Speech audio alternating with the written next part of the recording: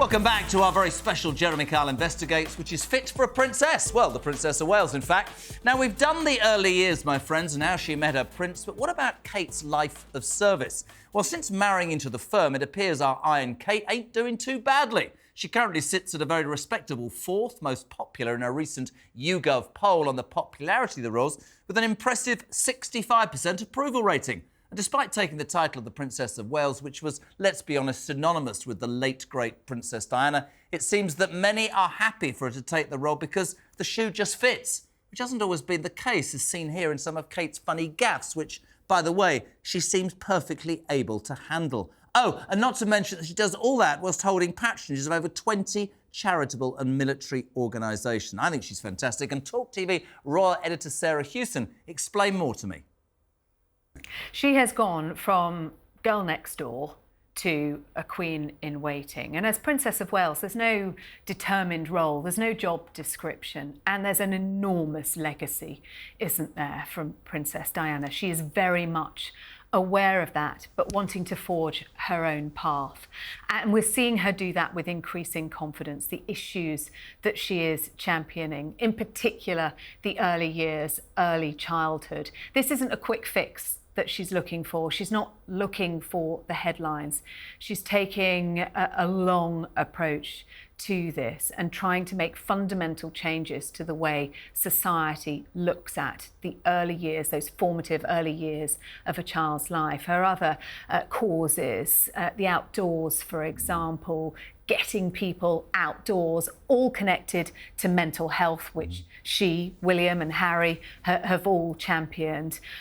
She is very much dedicated to those charities and causes, and I think we're only going to see that increase over the years. When you look back at some of her first speeches, she was very nervous, and she herself has admitted recently that she's had to learn to be a royal. And it doesn't come naturally to Kate to stand up and on stage and give a speech. I think that's why it works, though. And because it is authentic. And with these causes that she now takes on, she is becoming increasingly knowledgeable. She is fully invested in them, and she speaks from the heart, and she is very passionate about them. We see that coming through. The royal editor, Robert Jobson, is back alongside former BBC royal correspondent Michael Cole, and we're back to LA for the host of the To Die For Daily podcast, Kinsey Schofield. Now, all of you, it would be fair to say that the Queen, you know, she dedicated her life to duty and service. That was her promise, wasn't it, Robert Jobson, when she acceded to the throne at Treetops back in the 50s? To me, not having said it, but you can see that Kate has dedicated her life to service. Yeah, I mean, she did start off quite, as they say, very shy and slightly nervous, I remember, in those first occasions. And you know, she was looking for encouragement too. I remember speaking to her at an event when they hosted us at Kensington Palace, and she was quite nervous about going to Australia and the crowds and everything. And she's a genuine person. There's an authenticity about her that it's quite special. That, you know, therefore you sort of warm to her because she has that sense of normalcy. But then again, she has grown into the role. And what I like about her particularly is that she takes on particular charities and jobs that she really thinks she can make a difference in. It's not, in the days of Princess Diana, and you know, both Michael and I remember well, that Diana was just given so many things to do, so many causes, some that she really cared about, obviously, but others that she just had to do. And I think that they've got that right now. They've allowed her to pick and choose, and in that way, she's been able to put herself in it. Can I say, Michael, there's one thing, there's one word that I think sums up Kate, and that's authentic. I think you know, when you look at the 20 charities, Beat Bullying, Centrepoint, Child Bereavement Charity, Children in Crisis, East Anglia's Children's Hospices. These are things that she is interested in and invested in. And I take your point, Rob, about Diana. If you have 800, how can you spread yourself? These are, and it shines through, doesn't it? You say authentic, and that's because she's not vain. I know Robert would agree with me. Yeah, she doesn't think that she's the most wonderful thing that's ever come down the turnpike. She doesn't. She believes that she's got things to learn, and she's learning them. And the very first patronage, and you just mentioned it, was the East Anglian Children's Hospice. Now, she made a very thoughtful and excellent speech very recently about children's hospice movement. And that's one of the things that this country can be proud of. We initiated the hospice movement in the whole world, and she's carrying that forward. And cleverly, she's involving some of her posho friends in it and getting them involved. She's a clever operator. Yeah. I mean that in the best sense of the word. I completely agree. Kinsey, to bring you back in from LA, I also think about her, apart from authenticity, her passion shines through as well. I mean, how is she received in America nowadays? Does that passion shine through? Absolutely. I mean, I think in America, if we had to use one word to define her, it would be dignified. She's just so elegant, graceful, and sophisticated. And I do think we admire her for not only being a mother, but for looking like a supermodel. I mean, it's hard to be a mom and look like a supermodel. She's a wonderful mother.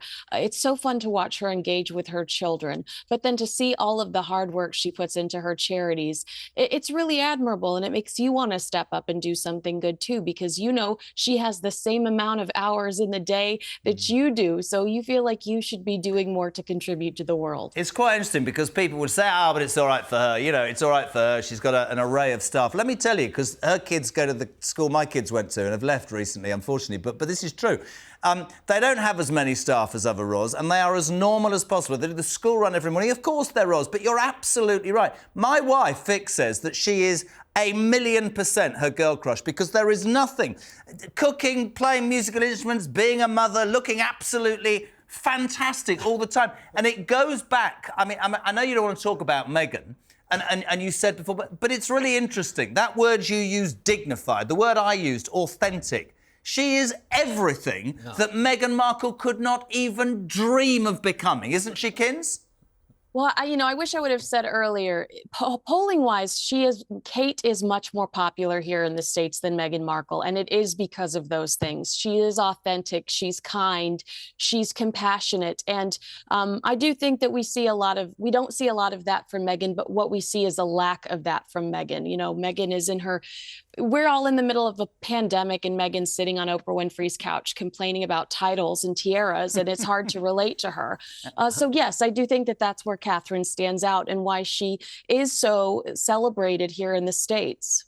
If you see somebody as slim as she is, and we're looking at her now, you can probably wear anything and look good. But you know, one of the charges is that look at that. She's accused of being dull. Well, we'd like a bit of dull. We've had so much fireworks. No, I don't believe it. I don't think we want a bit of dull. We want a bit of normality, don't we? Strangely enough, and we started this conversation, didn't we, Rob, both of you really, about how, you know, her upbringing was normal. I think she's real.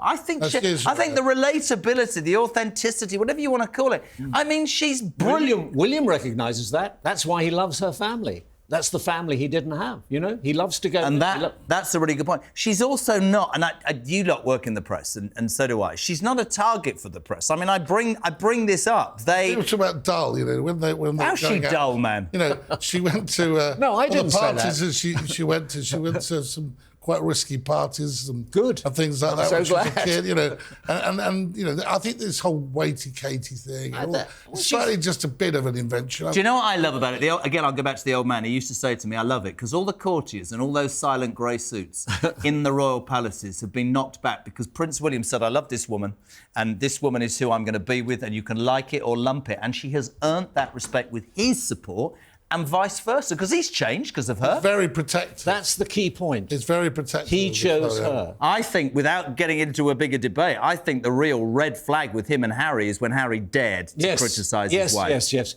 Listen, men... Well, that's the red flag with men don't mind being insulted. I mean, I've been insulted by experts. I have been. But they were obviously right. But when a man's wife is insulted, or his driving ability, that hurts. And that is what happened with the King. Harry said some very cruel and unkind things about Camilla and also about Kate. And that is why Prince William is going to find it almost impossible to ever forgive his brother. Same question to three of you, starting with you, Kinsey. Diana, bless her, she inspired in Charles feelings of jealousy, of being, you know, overawed. The attention was on her. Do you see in any way, I don't, by the way, do you see in any way that hers and William's popularity, but the programme's about her, will go down like a lead balloon in the King's area, or do you think actually, in essence, it'll be good and he'll understand that it's transition? I feel like the king has seen such heartache with Harry and disappointment with Harry that any sort of success that William and Catherine have, he's going to consider a success for the future of the monarchy. And so I really hope that going forward, he celebrates, William and Catherine's successes. Rob? Without doubt, that is the case. He knows that they're very popular. He will utilise that popularity. I think they've been wonderful the way they've helped him be seen as the grandpa of the nation. His interaction with little Louis at the Jubilee, his interaction where he's always seen photographs cuddling Louis in particular, but also he's close with Charlotte and George. I think they're a team, and I think going forward on tours, I wouldn't be surprised if we see, particular things like the Commonwealth heads of government, the King and Queen, plus William and Kate, I see them being brought in more and more to sort of embolden the King. Very quickly. William is not jealous of Catherine. He's absolutely proud of her, and he's right to be.